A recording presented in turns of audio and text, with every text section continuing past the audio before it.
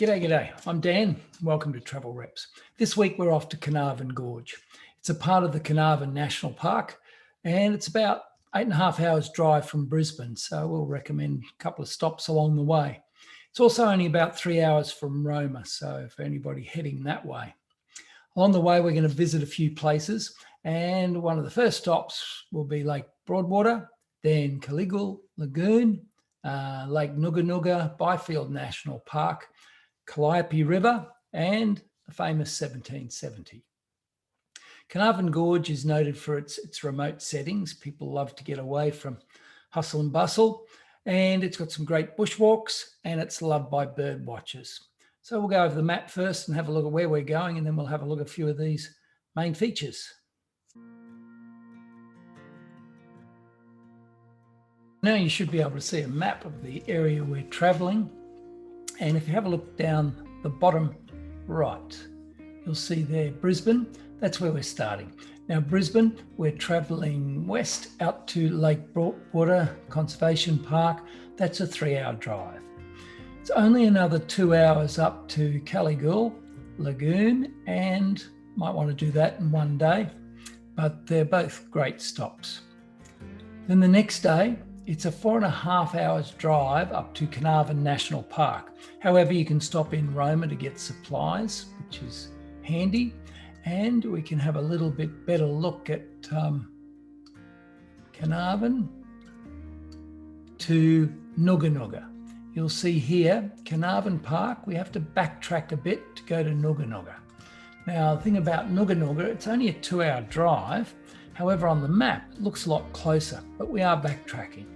It is a dirt road, so you've got to be aware that you'll travel some sealed road and then go onto dirt road and then back onto some bitumen sealed road. So it's a good gravel road in this area that we're traveling. However, when you go into Nuga Nuga National Park, they recommend you have a 4-wheel drive. You can get in there quite easily on a dry day when there's no water on the road, but once it rains or there is water covering the road, it becomes very boggy, and that's why they recommend a 4-wheel drive. For those people that won't be 4-wheel driving, you can come back onto the main road from Carnarvon and head north to Rolleston. And then when you head east, you're going to join up with the road and then on to Byfield. So for those that do go into Nuga Nuga National Park, it's a 5.5 hour drive up to Byfield State Forest, and very pretty forest as well. Then after a couple of days there, we're going to head south and we'll be stopping at Calliope River, which is a nice camp. It's a great overnight camp and good views of the river. From there, it's only 2 more hours down to 1770. And again, that can be done in one day. So we're going to have a look at those places. We chose to drive from 1770 back to Brisbane. However, we can recommend there's great camping around the coastline from Bundaberg through Hervey Bay down to Tin Can Bay. So there's plenty of good places to go. But if you decide to drive 1770 to Brisbane, that's a 5.5 hour drive. So now let's have a look at some of these places. This is a highway heading out of Brisbane, and be careful that you take the Toowoomba signs, even though eventually you're going to bypass Toowoomba.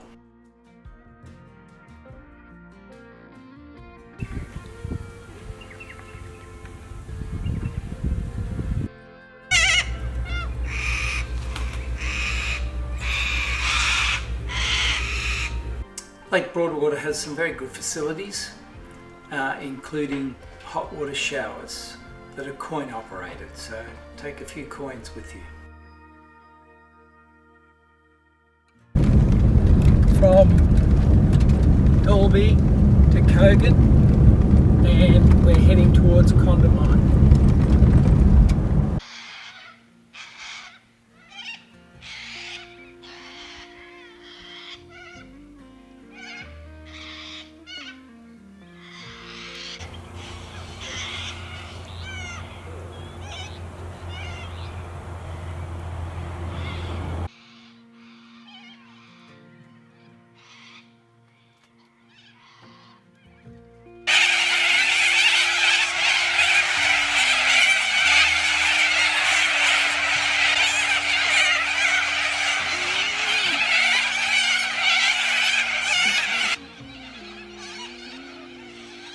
peace prevails and we did have a good night's sleep. These roads are famous for their cattle grids, metal bars, which form a barrier for cattle. This is the access road into Carnarvon Gorge, and we're looking for the cows on the road are a hazard, but they're cute.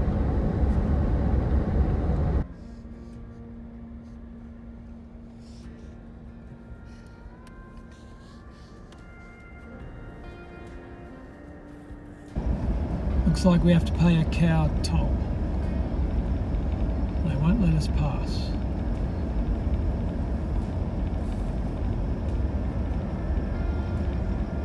Thank you.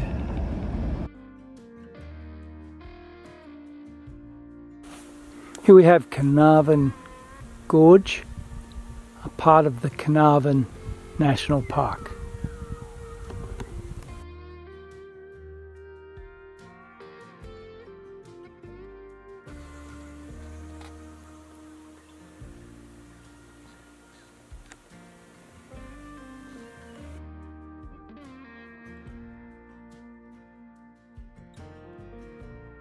We're at Carnarvon Gorge, at the top at Sandstone Point, I think it's called. Waiting for the sun to come up so we can watch the reflection on the cliff faces over here. But we've got a gloomy day, unfortunately.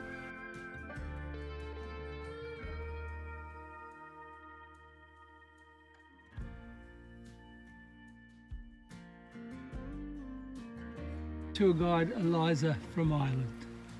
Hello. Anything under 6 foot in Ireland is a leprechaun.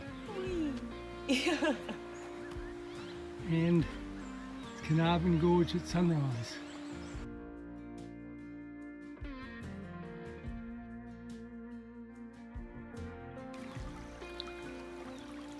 Crystal clear water.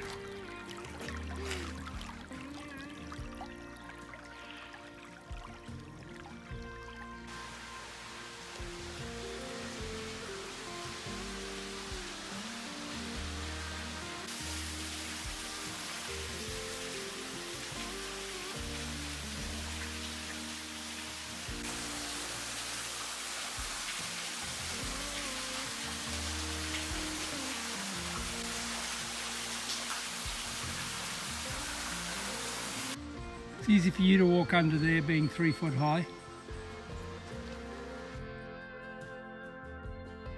It's Carnarvon Gorge Amphitheatre.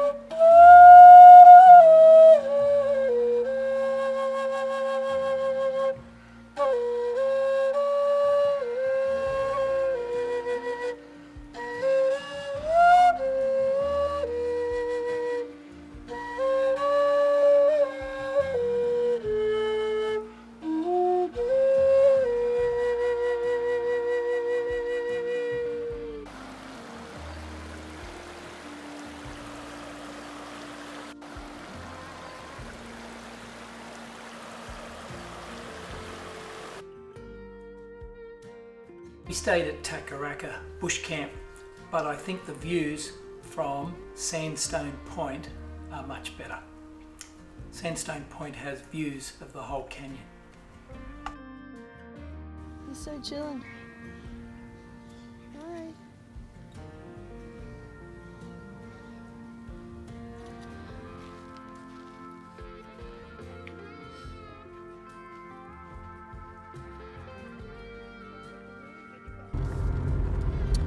This road here is typical of some of the outback Australian roads. Gets a little bit corrugated and you might be able to see them. A little bit of corrugations and vibrations through the vehicle. But basically you just have to drive the right speed for the right terrain. There's a lot of beautiful places to see that you get to on a dirt road or an unsealed road, and you just really have to put up with some of the corrugations if you want to get to those very special places that are off the beaten track. Along the way you'll see plenty of these guys standing on the side of the road. Be very careful, they sometimes get a bit scared and they jump in front of vehicles. So worth driving slowly and enjoying the view. See you, buddy. Another thing to remember about corrugations is your tyre pressures.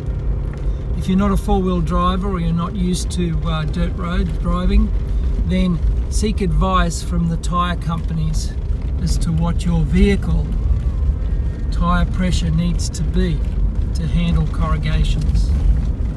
This is Lake Nuga on the eastern side of Carnarvon Gorge.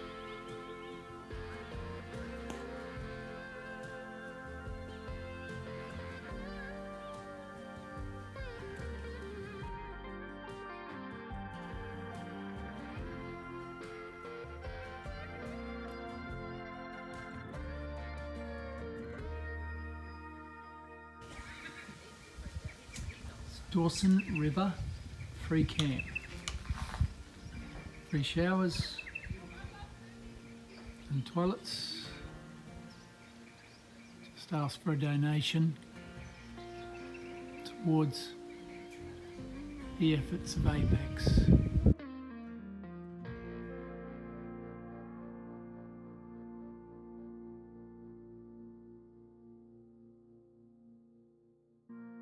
Here is another lace monitor. This site here is number 10. It's by far the biggest campsite. There's a fireplace down the corner. So we consider this to be the best here.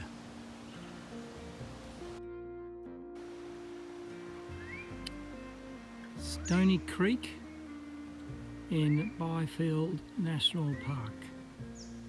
North of Yeppoon.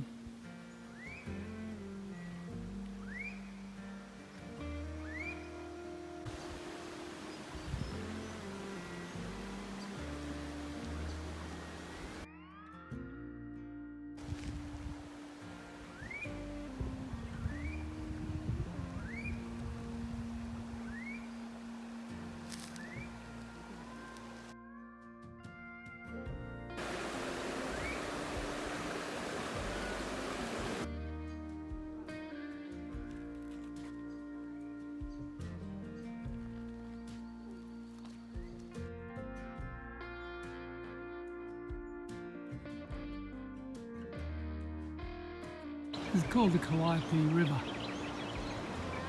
On the south bank and the north bank have great caravan facilities for free camping.